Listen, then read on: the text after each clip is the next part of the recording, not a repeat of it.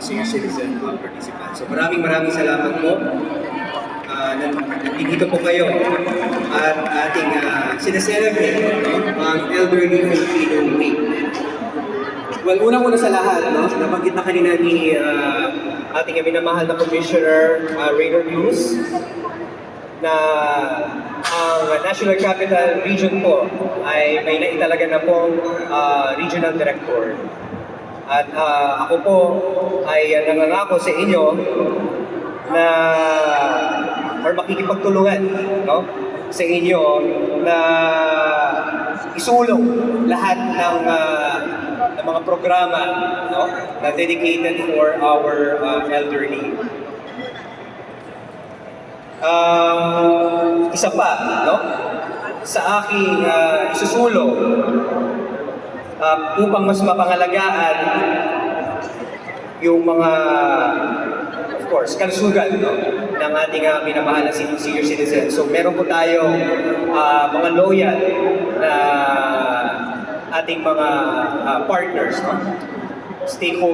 external stakeholders partners, na naghahantay po sa ating mga minamahal na senior citizens. So para masubukan po yung ating acupuncture, merong eye spa, so meron din po consultation from PhilHealth. So bago po ako magsimula, gusto ko muna po pasalamatan yung ating mga kaagapay sa iba't ibang ahensya ng pamahalaan tulad ng Department of Health and of course Department of Social Welfare and Development at kasamang ilan na nakipagtulungan din po ang ating mga lokal na pamahalaan, particularly the City Government of Pasay and of course Calakang Maynila, barangay at ilang private sector partners gaya ng SM Care, Super Malls, Alzheimer Disease Association of Philippines, MX3, Australian Filipino Community, at mga civil society organizations na nagbibigay ng suporta sa ating mga minamahal na senior citizens. So,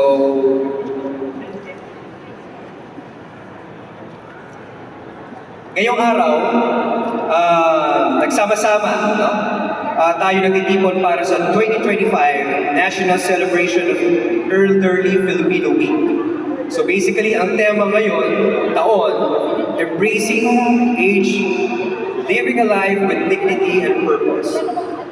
Ito po ay isang paalala na ang pagtanda ay hindi kabawasan, kundi isang biyaya, isang patunay na tibay, sakripisyo at karunungan ng ating mga minamahal na nakakatanda. Bilang inyong lingkod, ang inyong minamahal na Regional Director, kasama ng aking kapwa Regional Director sa iba't ibang rehiyon, ipinapangako po namin na patuloy namin ipaglalaban ang mga programa, polisiya na tunay na makikinabang ang ating mga lolo at lola. Nais namin matiyak na may sapat na suporta, serbisyong pangkalusugan at pagkakataon para kayo ay maging or manatiling aktibo at makabuluhan sa ating lipunan. Now, before I continue, I would like to thank our speakers and of course to our honorable officials, partners and stakeholders, fellow workers in the government, distinguished guests, friends, again, ladies and gentlemen. So again, magandang araw po sa ating lahat.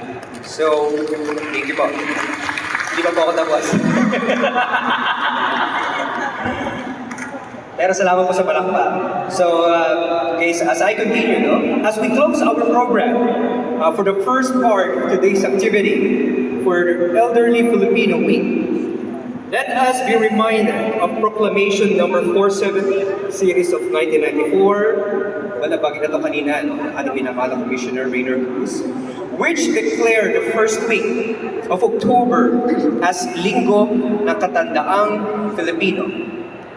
This landmark proclamation affirms the vital role of our senior citizens in nation building and the responsibility of society to safeguard their welfare and ensure that they continue to live meaningful lives.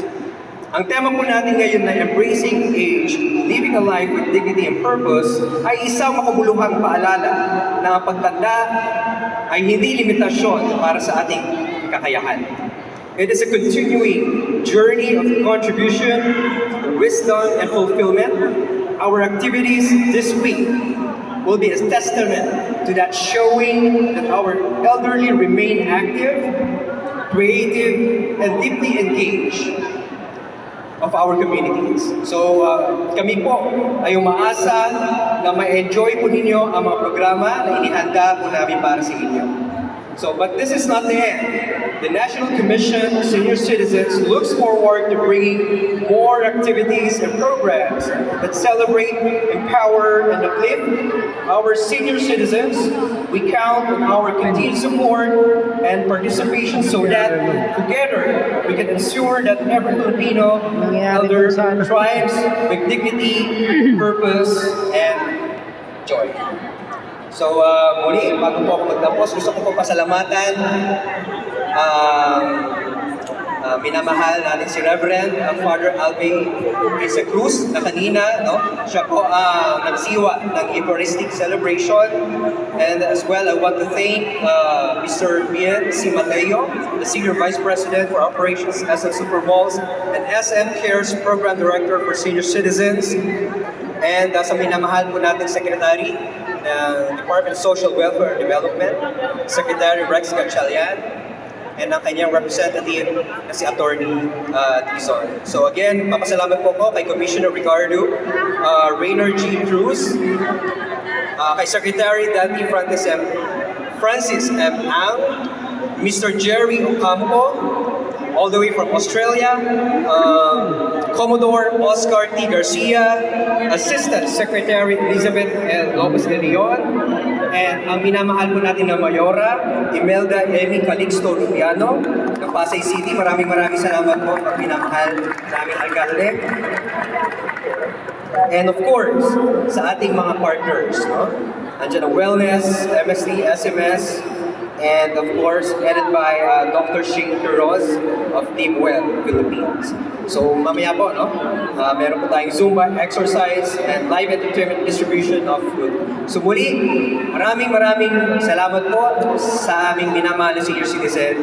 Ito po, pagkakataon nyo po na i-showcase at magpalakas po kayo at enjoy po ninyong araw na to. Para sa inyo po itong lahat. Mahal po namin kayo.